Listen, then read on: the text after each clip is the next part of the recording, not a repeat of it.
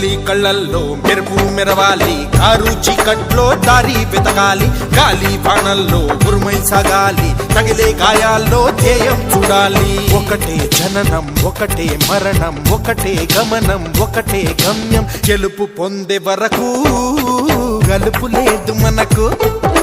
బ్రతుకు అంటే గెలుపు, గెలుపు కొరకే బ్రతుకు.